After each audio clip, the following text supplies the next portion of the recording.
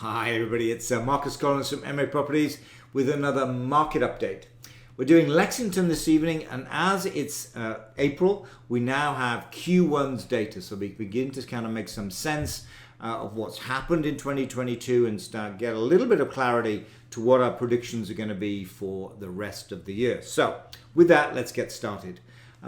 Relatively easy to get information, and the reason we do this is that it's much more difficult to make sense of it. And so as we go through this, you'll see that we'll kind of delve into the details about why things are happening as well as what's happening. But that's really what we're going to do this evening. And this is why, as you'll see in a moment, we really do look at the details. We kind of a little bit obsessive about studying the market, as you'll see in a moment. But we really enjoy it. And I think we can see some insight into that. And that's really what's important for both buyers and sellers in this market. You're going to see a lot of information this evening, so I want to give you some insight into where you can actually find that information.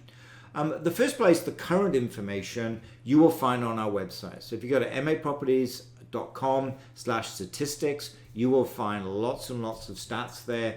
We do it for about 50 towns, including Lexington, of course, but most of the towns in Greater Boston, you'll find information on there. Say inventory levels, absorptions, distributions, average prices, and so on. Lots of information there. For those of you who live in Lexington, you may well have got our 2021-22 market review. We do this every year. We've done it now for about 5 years. Lots and lots of details and lots of analysis about what's happening or what happened in the market in 2021. Clearly, it was a very interesting year given COVID, but also what are the predictions? What did we see? What are we going to see happening in 2022? So if you didn't get a copy in the mail or you don't live in Lexington, let us know. We can send you either a hard copy of this or an electronic copy. So just let us know if you'd like a copy of the market review. Getting somewhat more local, we also produce the 2021 neighborhood sales.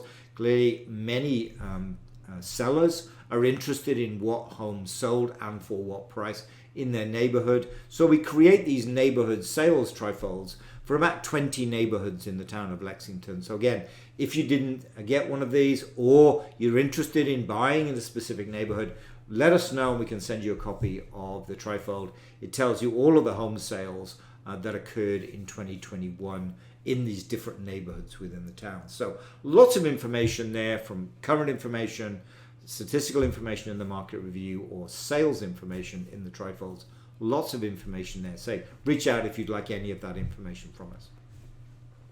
So this evening, let's talk about the agenda. So first of all, we're going to look at single family, then we'll look at luxury sales, and we define that for sales over $2 million. Then we'll look at some analysis, what's happening in the market, what's driving the market. We'll look at that. And then we'll finish up with some predictions for the rest of 2022. So, single family homes. You'll see a lot of graphs here. And I'll explain, many of you may have seen these before, but I will explain an overview of what you're actually looking at as we go through. So, this first one is the inventory level. So what I do with inventory levels is at the first of every month, I look at how many homes were available to buy. And the absolute number is not really that interesting. What we're interested in is the trend. And that's true of many of the graphs that you'll see this evening. We're interested in the medium to long-term trend. Many of the graphs are 10 years. This one's clearly much longer, since 2006. You can see the impact in this of the housing crash. That's the high inventory levels in 9, 10, 11, and 12. And then you can see the buyer's confidence returning in 2013, and that really continuing through now to 2021. That's where you see that somewhat dramatic reduction in the inventory levels. Buyer confidence, buyers returning to the market. Talk a little bit more about supply in a moment, but what caused that was buyers putting the recession behind them, looking forward, thinking, okay, that's the housing correction's done, it's behind us. Now we can move forward and move into it to next home. And you can see that was almost a dramatic reduction. Similar timing in almost all towns. Some towns came in 12 months earlier, specifically those towns that were dominated by first-time home buyers. They were able to buy in the market quickly, and whereas sellers needed kind of 12 months more to kind of get ready to sell, as it were, or be in a position to sell, I should say. But 2012, 2013 is when it kind of, it's almost like a light switch went on. So that's what you see. You do see an increase in inventory in 2019 and to some extent 2020, but certainly 2019. If you think back that far, it's not very long ago, but it seems a long time with COVID, of course. There was discussion of a housing correction. Was it going to happen? There was, to some extent, a perception of it. What that meant is that sellers brought their homes on the market thinking that house prices may go down to kind of beat the reduction. Buyers were a little bit reticent to jump into the market, thinking prices may be lower next year, and so inventory levels rose in 2019. COVID came in, that kind of put that one to bed, as it were, and as you can see now here in 2022, you can just go to like 3 months worth of data there, you can see that those inventory levels are really at the lowest we've seen them probably since early 2018, and certainly lower than we've seen historically. So very low inventory levels this year, that's for sure. I mentioned that was all due to demand, but let's look at supply. This is the number of home sales. As you can see, if we kind of go back a year, I should explain that the blue is existing homes, the green is new construction, and then that orange color are the off-market teardowns. Those are teardowns that don't come on the market. They are bought off-market by developers who then convert them into new construction. The general trend was the high point of sales was in 2015, and then it declined all the way through to 2018, 2019. Cause of that was buyers out there looking for homes, but sellers being unwilling to put their homes on the market. House price appreciation was quite high at those times, and so they were aging in place, if you will, deciding to stay in their homes a little longer than they would ordinarily have done, and so the number of home sales and actually the number of listings declined. Buyers were still out, but there just weren't enough listings to come on the market. Forward now to 2020 and 2021, we see a somewhat dramatic increase, certainly in terms of 2018 and 19, increase in the number of homes that sell. What we're seeing then, of course, is house prices moving up at an all-time high, as I'll show you in a moment, and so more sellers bringing their home on the market, taking advantage of those high prices. And so we saw very high levels of home sales, both in 2020 and in 2021. I'll have more to say about what that means for 2022 in a moment. Let me show you that kind of how that played out. We like to show the cumulative sales. And so what we see here is a comparison between 2020 and 2021. The pink color, orange color is 2021, and then the blue color is 2020. And as you can see the impact of COVID in there, actually, if you look, if I can highlight it with my cursor, this flattening of the curve, different curve of course, but flattening of the curve in that end of March, April, early May timeframe, that was when COVID impacted in 2020. It rebounded quickly from there, but there was that kind of flattening, and then it rebounded quickly as, certainly in May, many more sellers put their homes on the market. Different profile in 2021. It was kind of a buoyant year all the way from January through, but as it turns out, we ended up with roughly the same number of sales in both 2021 and 2022. Now, that's 2020. Here's 2022 versus 2021. You can see a slight reduction in the number of sales in 2022 comparison to 2021.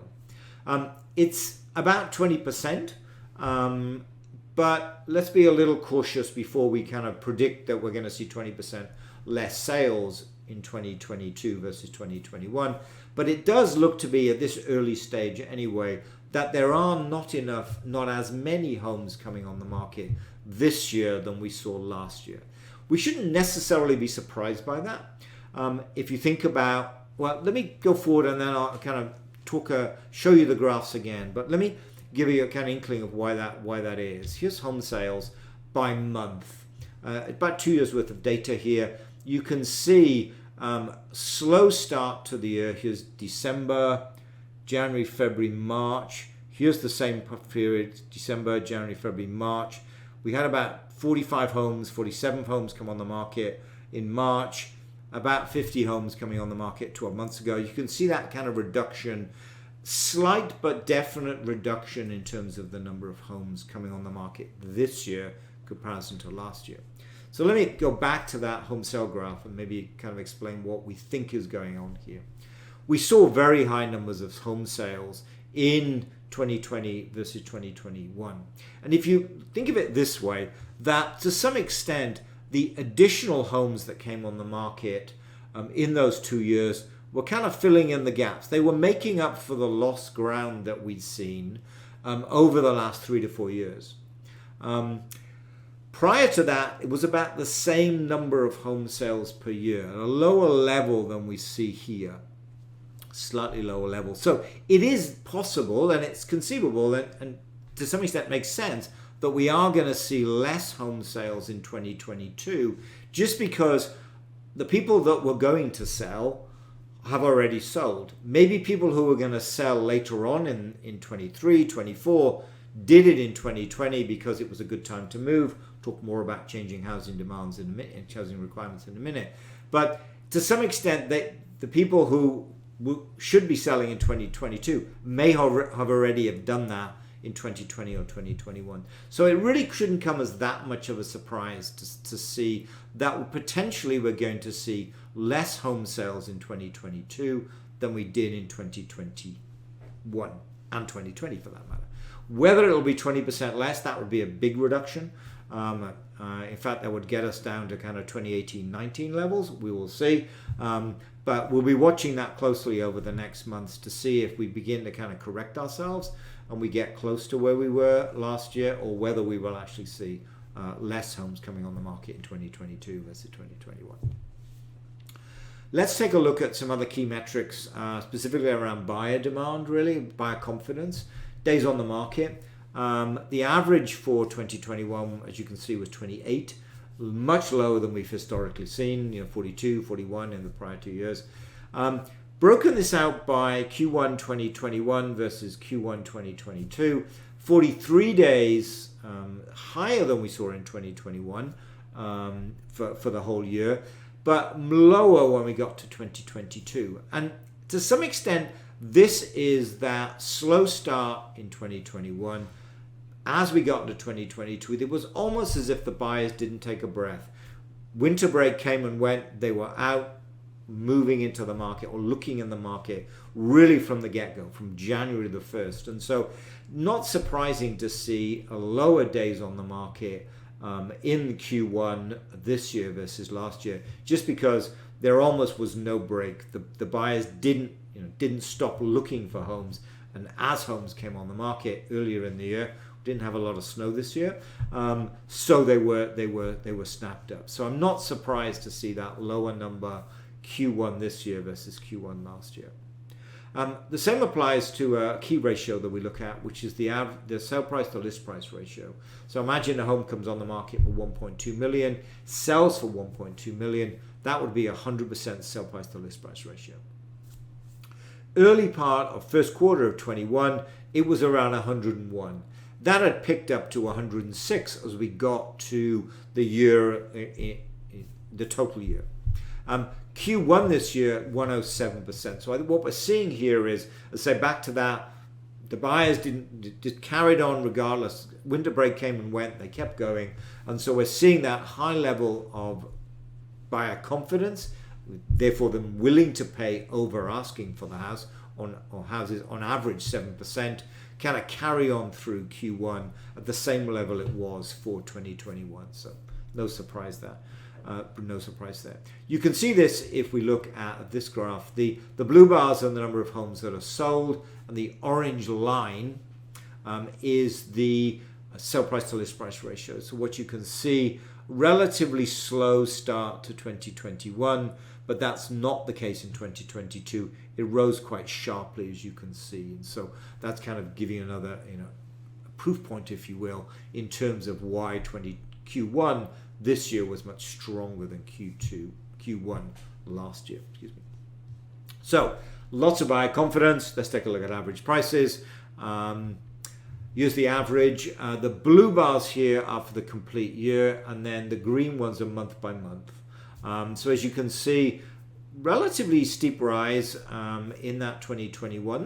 Not as steep as other towns, I should say. I'll more to say about that in a moment as well. But we've got a kind of steady rise, and if we look at the median, just to kind of push out the outliers, if you will, we're looking at about a 5% increase between Q1 2021 versus Q2 2022, which is about where we were for the market in general last year. A higher absolute number in terms of that price appreciation, but when you look at the change in distribution, essentially more expensive homes came on the market in Lexington versus prior years. You can that increase kind of increased to about 14%. I think if you kind of back out that distribution, you're at somewhere between 5 to 7% real price appreciation in the town overall. So that we're kind of on par with that this year to what we saw last year, certainly for Q1 data anyway. Take a look at the luxury market. As I said before, I define this as anything over $2 million, kind of arbitrary number, but that's kind of our definition of luxury. Here is the data, the historical data, last 10 years worth of data. As you can see, a large number of homes, luxury homes in 2021 in comparison to 2020, which was in turn much higher than 2019. Looking at the number of sales in the Q1 2021 versus 22, 15 in 2021, 14 in Q1 2022. So it looks like we're tracking at about the same level that we saw in 2021. So it does look like that high number of luxury home sales last year is not an anomaly, and we may well keep track of that same number this year, and we'll kind of see as the year progresses, of course. But it does look like, based on Q1 data anyway, that we're at about the same run rate, if you will, in terms of the number of luxury sales we're expecting. Days on the market, a little bit higher than the market in general, no surprise. 54 for the year overall in 2021, when we were lower for the market in general. 69 for Q1 in 2021. 50, very close to what we saw for the market in general in Q1 22. So back to what we said about the buyers really not taking a breath and continuing to go through. We see that playing out here as well in the luxury market. Same really applies to the sale price list price ratio. 101% for the market in general, 102 for the first 3 months of this year. In comparison, we were just under 100% in the first three months of last year. So again, same thing playing out in terms of the sale price list price ratio. So a little wider perspective on this. In terms of what's happening in the market, what's driving the market. Yeah. So a couple of things in terms of driving the market. First thing is, there's been much discussion about this, of course, changing housing demands. Buyers looking for different types of homes. Sellers not satisfied with the home they're currently in, looking for something different. Maybe they can survive a longer commute, they would like a larger home. 2 offices versus 1 offices, and so on. The things that there's been much discussion of. So there is this the after effect, if you will, if you'll excuse that term. We're kind of in the middle of it, but it does feel we are beginning to kind of come to the end of it. Excuse me. It does feel we're coming to the end of it. The after effect, if you will, of COVID, or the impact, perhaps a better word, of COVID, driving this kind of changing housing demands, and therefore driving the market in general. But it isn't just that. There's more to it than that. If it were not for COVID, we would still be talking about demographic shifts that are happening in the market. This is a population pyramid based on the last census, 2020 census. 2 areas are interested. So it's the number of people in each age bracket, and that's, as you see, males and females, blues is the blue and the red. 2 areas are of interest to us as we think about the housing market. The top yellow bar are the baby boomers. Now, they are beginning to think about downsizing. What that means, of course, is they're looking to move out of a more expensive home into a lower priced home, move out of a more expensive town into a lower priced town. So they're moving at the moment. The lower yellow bar are the millennials, the first-time home buyers. They are looking to move into their first home. Now, whilst the first-time home buyers are not necessarily a major impact in Lexington, its average price is 1.6 million. They are, of course, in towns like Arlington, Somerville, Watertown, and so on, allowing sellers in those towns to kind of move up the housing ladder, if you will. We do see, though, that the downsizers, the baby boomers, they're clearly a big part of the Lexington market, looking to move out of the more expensive home into a more affordable home or to a more affordable town.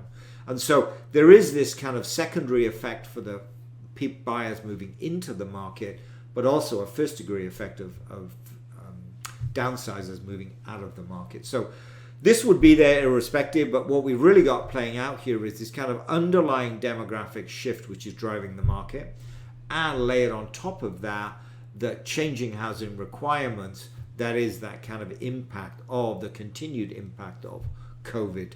Over time, of course, COVID will work its way out, or the impact of COVID will work its way out of the system.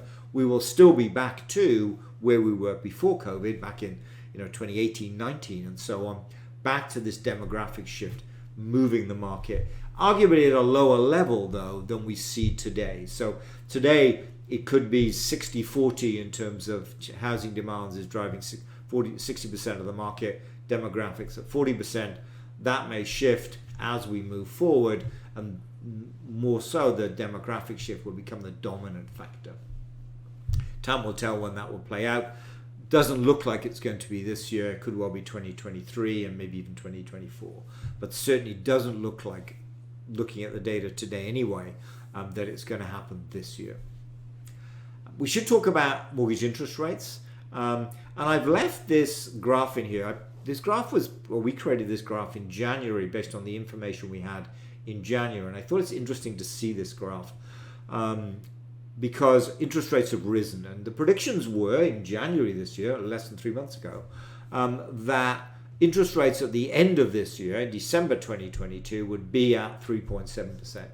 Clearly that's not the case. There's the real data there. 3.45 was the average for January, 3.76 was the average for February, and then as we fast forward and kind of get real in terms of what's happening today, the latest data for the end, the week ending 31st of March was 4.67%.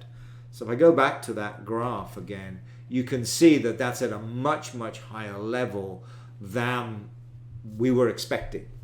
And actually, it's at a level which arguably exceeds what we saw in 2018 and perhaps at the levels we last saw in 2009. So clearly, interest rates are going to have a major impact. The question really is, at what level do they have a major impact on buyers' ability and or willingness to pay the prices that are out there today? Historically, we've said that's around about 5.5%. But there's two factors here, and I would scale that back slightly, and here's why I would do that. We've got high interest rates. If I kind of push forward again to this 4.67%, we've got high interest rates, but we've also got high price appreciation.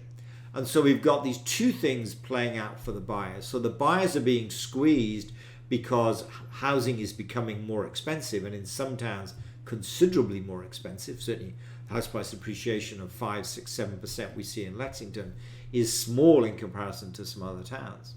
And we've got mortgage interest rates kicking up as well. So the combination of those two things, which kind of are additive, means that I feel that 5.5% that used to be the kind of the norm when analysts felt that it would impact the market. I think we need to scale that back because there is this high appreciation as well. So I think we're getting close to a level, maybe not quite there yet, but we're getting close to a level that it's going to begin to have an impact on buyers' ability and or willingness to pay the prices that they see out there. So it'll be interesting to watch this certainly over the next 3 months. where interest rates go. Are they going to remain at that 4.6, 4.7%, or are they going to rise over 5 and on? So time will tell quite what happens with that.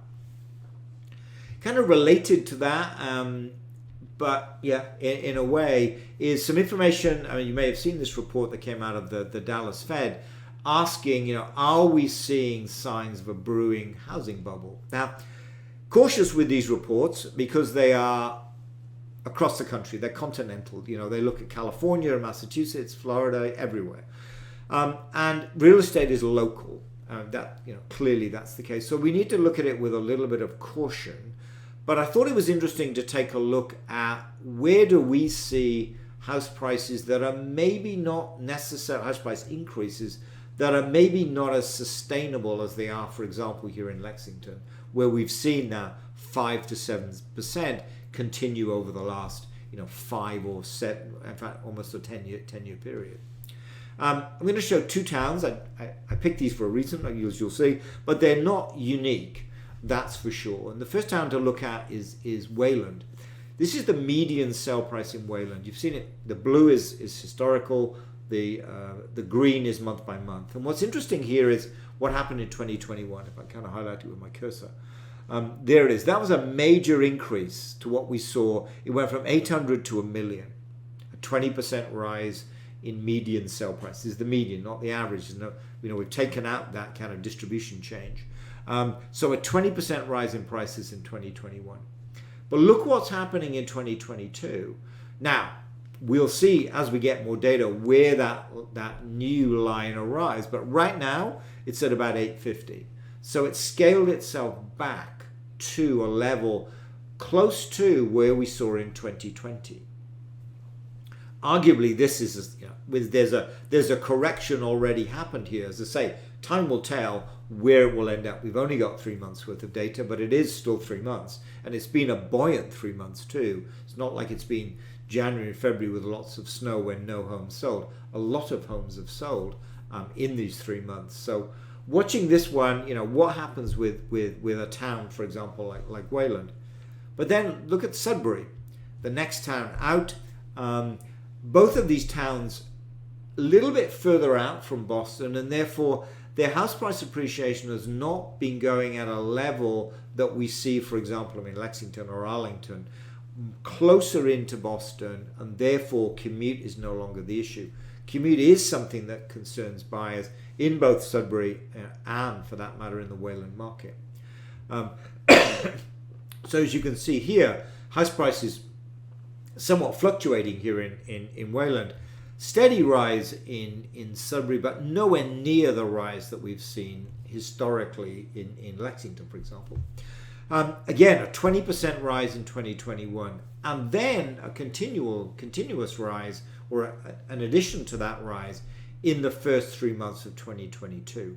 So important, I think, to look at towns like Wayland and Sudbury. Acton is another one to look at, to see quite what happens over the next 1, 2, 3 months. Are we going to see a correction, as we're potentially seeing in Wayland, or are we going to see continued increase in prices as we're seeing here in Sudbury? And then it raises that question, is that sustainable? Real estate is local, of course. I mean, if I just go back to what we saw in Lexington, you can see that rise that we're seeing in Lexington arguably is sustainable, in that we've seen similar appreciation year on year historically as well. And I think the question really comes, if I kind of go back to that Sudbury graph, is that 2021 blip? Is that a blip? Is that the way it's going to continue? And is that sustainable? So I think there are some questions here. Thinking about that report in terms of a housing bubble, are some of the house price appreciation we've seen, especially when you think about increasing mortgage interest rates now as well, are those house price increases sustainable moving forward? Time will tell. Let's say we need to kind of map it over the next 3 months or so, but also look at where we go with interest rates too. So, as I say, Lexington, different story. We do see that kind of steady 5-7% appreciation per year. Once we take out the distribution change, and that does look to be sustainable. So So, wrap it up with some predictions. Where do we think we're going to go with predictions for 2022, the rest of 2022? So, mortgage interest rates, clearly something we need to watch out for. They are getting up to some relatively high numbers. And so what impact will that have? But putting that, if that's possible to do that to one side for a moment, looking at it from a buyer and a seller perspective. From the seller perspective, we saw lots of homes coming on the market in 2021 and 2020. But that had no impact. There were enough buyers on in the market to soak up that additional inventory, and we saw a steady rise in house price appreciation over those years. So this year, if we do begin to see a kind of scaling back in terms of those number of listings, sellers can anticipate that the market will still be buoyant. Because there are lots of buyers in the market, and certainly some anecdotal evidence of houses going for way over asking, lots and lots of offers, specifically at those relatively low price points, 1.2 million, even higher than that. We've seen lots of offers too, and high sell price to list price ratios. But there are a lot of buyers in the market today. As if we see less inventory, clearly there's probably not enough inventory to satisfy the buyers that are there. And so we will continue to see house price appreciation continue moving forward, because we'll be constrained to some extent in terms of supply, but there is an awful lot of demand. Now, layering on top of that, of course, the mortgage interest rates, we'll see what impact that has on buyers' ability or willing to pay the kind of prices that are being charged here in Lexington over the course of the year. So we'll watch it over the next, the rest of the year for that matter. We do these every month, so we'll watch it every month. But we'll see I'm interested to see whether we'll see more sellers coming in the market as we begin to hear these stories about mortgage interest rates. Is now the right year to bring your home on the market? Because if mortgage interest rates are going to be at 4, 5, 6% as we move into 2023, that's likely to have an impact on the market. And what that means is buyers will bring their homes on the market, sellers, will bring their homes on the market. There might not necessarily be the buyers out there able or willing to buy. So we're looking closely at how many homes are going to come on the market over the next 3 months as we kind of round out the spring market to see quite what will happen. But today anyway, it does look like it's going to be slightly less than we have. So from buyers, anticipate, certainly in the medium term anyway, it's going to be a tough market to buy in. There isn't going to be enough inventory to satisfy your requirements. So from the buyer's perspective, from the seller's perspective, it does look like house prices are going to continue to rise. There's going to be a limited amount, less inventory this year than last. So if you're thinking about which year should I sell, 2022 versus 2023, with interest rates, with the impact that may have on the market, and with less inventory this year, it may well be that 2022 is the right year to bring your home on the market versus 2023. But as we get more information, we'll be kind of round that out, finish that off with a little bit more accuracy, if you will, a little bit more precision to those statements. So hopefully you enjoyed this. We do these because we really do think that our clients out there deserve to be the smartest person at the closing table. And that's why we really do want to bring you all of this information and analysis. I mean, that's why we do this. 30, 40 minutes every month that we talk about, the details of what's happening in the market. Because ultimately, the more everybody understands about the home buying and selling process, the smarter they get. Everybody benefits from it. So hopefully you enjoyed this. I want to thank you for watching. If anybody's interested in, we will be doing a seminar masterclass actually on Tuesday evening.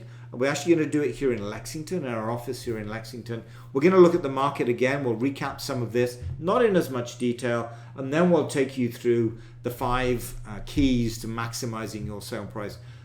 It's relatively easy to sell your house today, but doing it right means you can be the seller that gets that high price, as opposed to the one that kind of sits on the market, doesn't get those high prices. So we have a masterclass.